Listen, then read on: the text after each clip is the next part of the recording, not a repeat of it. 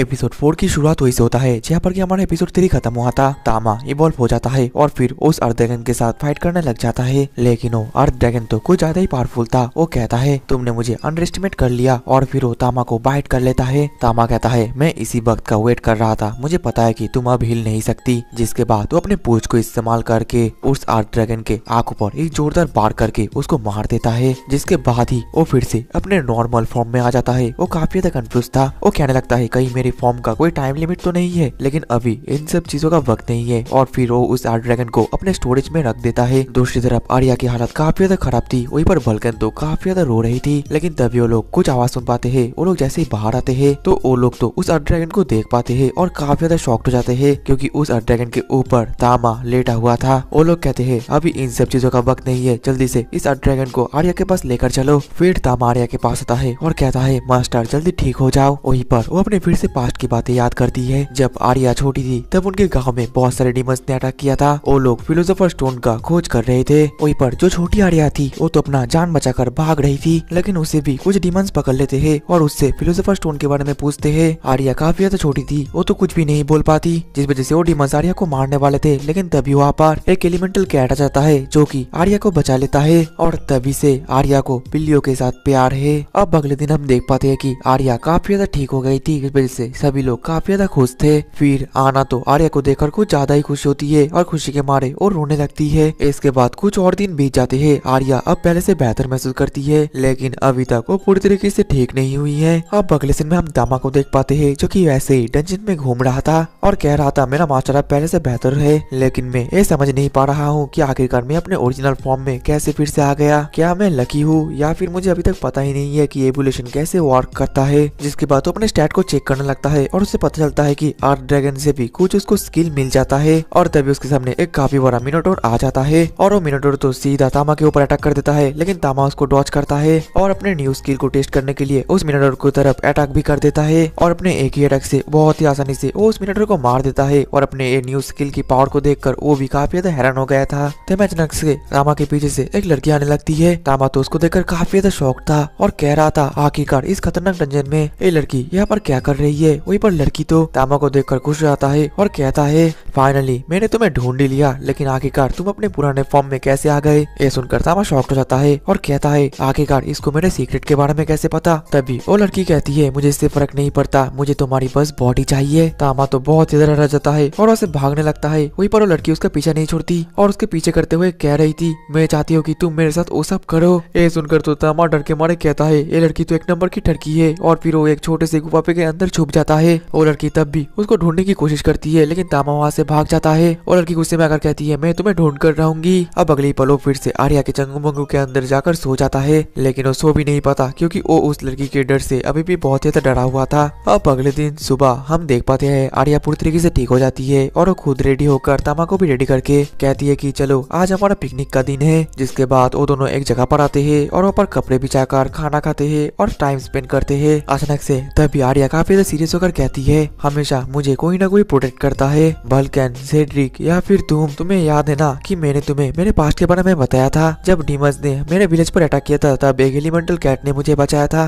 और फिर वहाँ पर सोर्ड सेंट भी आई थी और उन्होंने भी मेरे विलेज को पूरी तरीके से डीमंस से मुक्त कर दिया था। और उन्हीं से इंस्पायर होकर मैं भी एक स्वॉर्डमैन होने के लिए निकली थी। मेरी मॉम उस वक्त मेरे लिए काफी ज्यादा उदास थी, लेकिन मुझे ये करना ही था। लेकिन अभी तक मैं एक वॉरियर नहीं बन पाई, हमेशा एक वीक ही रह गई। ये कहते हुए तो वो इमोशनल होकर रोने लगती है, जो देखकर तामा उसको सहारा देने की कोशिश करता है, जिस वजह से आर्या को थोड़ा सा बेहतर महसूस होता है। और वो कहती है तामा तुम्हारा शुक्रिया, मैं इतने आसानी से हार नहीं मानूंगी। अब अगले दिन में हम देख पाते हैं कि वो दोनों बल्कन की आर्मरी दुकान में आते हैं। बल्कन कहती है तुम सही समय पर आए हो, तुम्हारा जो आर्मर है वो पूरी तरीके से रेडी है। और फिर हमें पता चलता है कि डेमन बेरिल को मारने के बाद आर्या को काफी सारे पैसे मिले थे और आर्या ने उस पैसे को बल्कन को एक अच्छा सा इक्विपमेंट बनाने के लिए दिया था, जो कि अब पूरी तरीके से रेडी है। और आर्या वो पहनकर ट्राई करने लगती है और वो पहनकर वो काफी ज्यादा खुश थी। थी क्योंकि वो काफी ज्यादा लाइट वेट तो थी, उसके साथ साथ काफी ज्यादा मजबूत भी थी। इसके बाद वो दोनों फिर से डंजन में आते हैं अपने न्यू आर्मर और आर्या के न्यू स्किल को फिर से ट्राई करने के लिए। लेकिन जो आर्या थी वो बहुत दिनों के बाद आई थी, जिस वजह से वो काफी ज्यादा नर्वस थी। जो सुनते ही तामा नीचे आता है और फिर उन दोनों के ऊपर अपना डिवाइन लाइन प्रोटेक्शन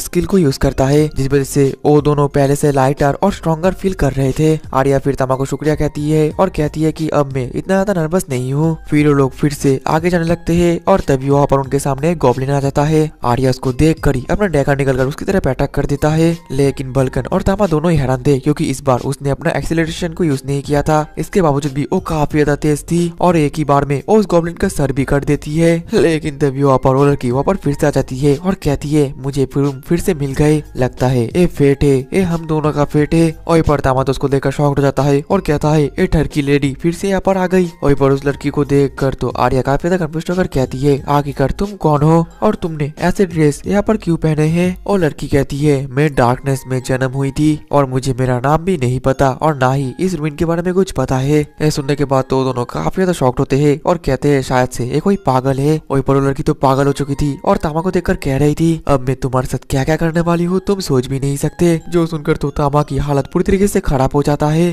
फिर वो लड़की आगे बढ़ती है और कहती है मुझे प्रेग्नेंट कर दो, लेकिन तभी बीच में आर्या को रोकती है और कहती है तामा अभी भी एक छोटी सी बिल्ली है, वो अभी भी किसी को बच्चा नहीं कर सकता। और फिर तामा सीधा आर्या के चंगुमाऊ के ऊपर आकर बैठ जाता है। ये देखकर वो लड़की शॉक्ड हो गई थी और अपने मन में कह रही थी इस एल्फ ने इस स्ट्रॉन्ग बिल्ली को टेम कर लिया है, लगता है ये कोई मामूली एल्फ नहीं है। तभी वो आर्या उस लड़की को कहती है तुम हमारे साथ आओ। बल्कन शॉक्ड होकर कहती है आर्या क्या तुम इस लड़की को अपने साथ रखने की कोशिश कर रही हो। आर्या कहती है कि हाँ इसकी कोई याददाश्त नहीं है, अगर यहीं पर रहे तो मॉन्स्टर इसको खा लेंगे या फिर इसको कोई स्लेव बना देगा। और लड़की कहती है तुम लोग जो कह रहे हो मुझे बिल्कुल भी समझ में नहीं आ रहा, लेकिन क्या अगर मैं तुम लोगों के साथ जाऊँ तो मैं इस बिल्ली के साथ रह पाऊंगी, इसलिए मैं तुम लोगों के साथ जाऊंगी। और फिर आर्या भी मान जाती है, लेकिन जो तामा था उसकी हालत काफी ज्यादा खराब हो जाता है। अब अगले दिन में वो लोग फिर से घर की तरफ जाने लगते हैं और तभी आर्या उस लड़की से उसका नाम पूछती है, लेकिन वो लड़की कहती है तुम लोग जो चाहो वो मुझे बुला सकती हो। आर्या फिर सोचने के बाद उसका नाम स्टेला रखती है। ये सुनकर जो तामा था वो अपने मन में कहता है मेरी मास्टर नाम रखने में काफी ज्यादा अच्छी है। वहीं पर स्टेला तामा को देखकर खुश होकर कहती है ठीक है तुम लोग मुझे स्टेला बुला सकते हो। जिसके बाद वो लोग नहाने लगते हैं और आर्या थी और स्टेला को अच्छे से साबुन से नहला देती है और उसके साफ कर देती है। वहीं पर स्टेला पहली बार गर्म पानी देखकर काफी ज्यादा हैरान थी और वहाँ पर उछल कूद करने लगती है और ये देखकर आर्या उसको रोकती है और फिर वो तामा को नहलाने लगती है। वहीं पर तामा तो अपने मन में कहता है मैं तो हेवन में हूँ और वो भी उसका मजा ले रहा था। ये देखकर स्टेला गुस्सा हो जाती है और कहती है मैं भी उसको नहलाना चाहती हूँ। आर्या कहती है तामा को उसका सिर्फ ओनर ही नहला सकती है, जिस वजह से स्टेला काफी ज्यादा गुस्सा हो जाती है। अब अगले दिन में वो दोनों तो एक साथ सोने लगते हैं, लेकिन तभी स्टेला तामा को बुलाती है और कहती है उठो अब हम बात कर सकते हैं। वहीं पर तामा काफी ज्यादा हैरान था क्योंकि स्टेला उससे टेलीपैथी से बात कर रहा था। स्टेला कहती है आगे कर तुम इतना ज्यादा हैरान क्यों हो रहे हो, तुमने मुझे मारा था क्या तुम्हें कुछ याद नहीं है। तामा कहता है मैंने तुम्हें कब मारा था, तुम तो जिंदा हो और मेरे सामने हो। स्टेला कहती है तुम अब मत बोलो कि तुम पूरी तरीके से मेरे बारे में भूल गए, रूइन में हम दोनों एक दूसरे के साथ लड़ाई कर रहे थे, क्या तुम्हें याद नहीं है। ये सुनने के बाद तामा रियलाइज करता है कि ये स्टेला तो कोई और नहीं बल्कि आर्थ ड्रैगन है। स्टेला खुश होकर कहती है लगता है तुम्हें याद आ ही गया है।